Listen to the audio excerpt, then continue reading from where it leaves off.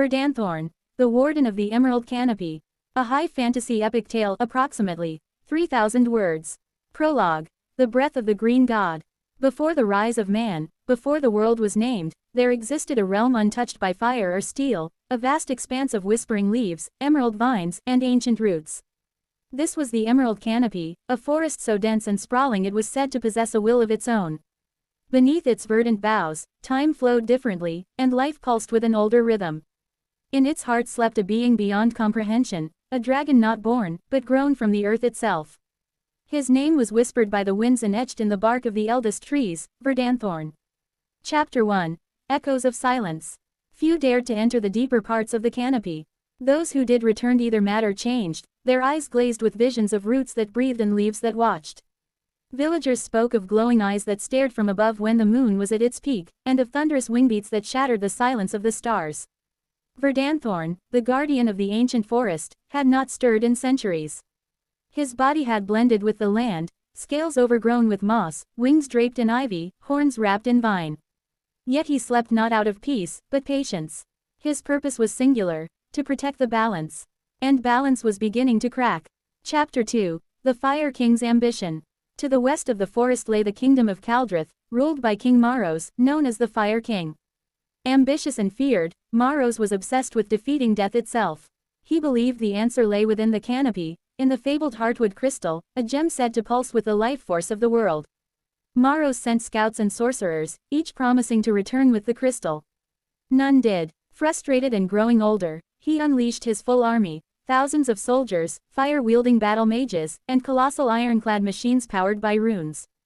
Their torches lit the night. Their axes drank sap. Their machines tore down ancient groves. The forest screamed, and far beneath a fallen grove, Verdanthorn's eyes opened. Chapter 3. The Warden Awakens.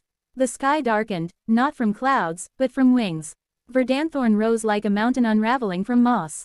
His body stretched over rivers, and trees bent around him in reverence. With each breath, the wind howled. With each step, the ground trembled. The forest answered his call. Vines slithered like serpents, roots broke stone, and animals gathered in silent obedience. He flew not with haste, but with judgment. When the first legion met him near the river Telmar, they thought it myth. They aimed ballistae, hurled flame, chanted wards. He exhaled, and storms answered. Lightning cracked from his throat. Thorns erupted from the ground. Men screamed and vanished, swallowed by soil and silence. Verdanthorn did not kill, he reclaimed. Chapter 4. The Last Sorceress. Among Maros' court was a reluctant ally, Elira, a woodborn sorceress who once dwelled near the canopy.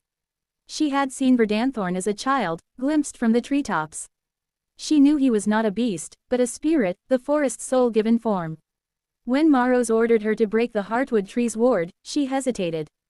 The forest, even under siege, whispered to her. And it whispered of pain. She entered the woods with a company of elite knights. None would return but her.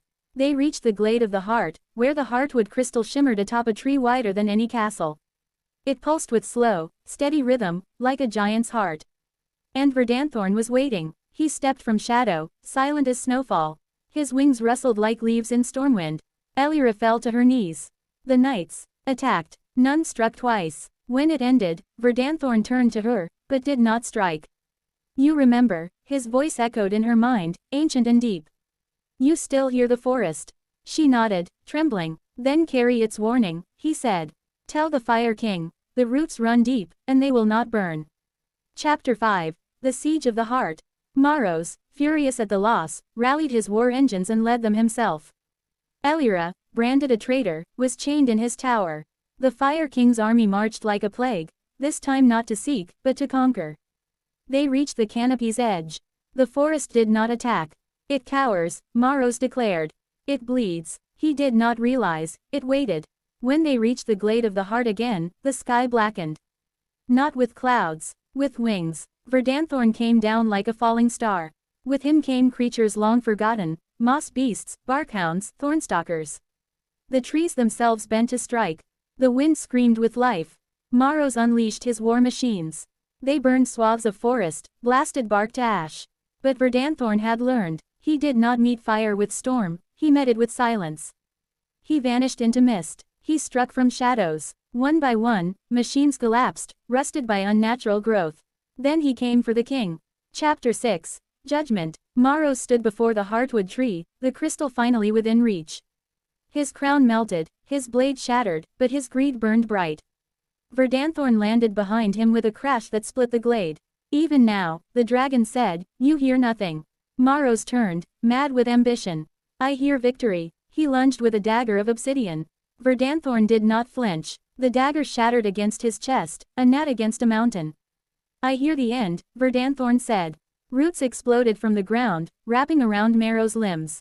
Thorns pierced his flesh. His scream echoed, then stilled. The heartwood crystal pulsed once. Then again. Then, it stopped. And Maros was gone. In his place stood a twisted statue of bark and bone, forever watching, forever silent. Chapter 7.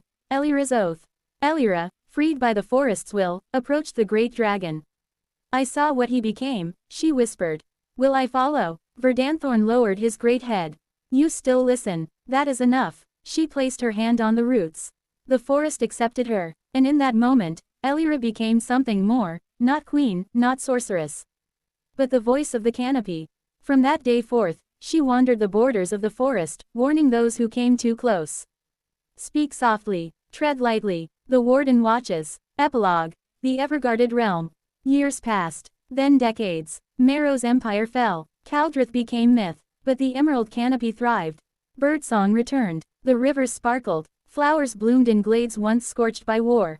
Verdanthorn now slumbers beneath the heartwood tree, his body woven with root and vine, a sleeping god whose breath carries through the leaves. And children, in villages far and wide, still tell tales greater than, when the wind is silent, and the trees stand still. Look to the canopy, and remember, the forest lives, because he does.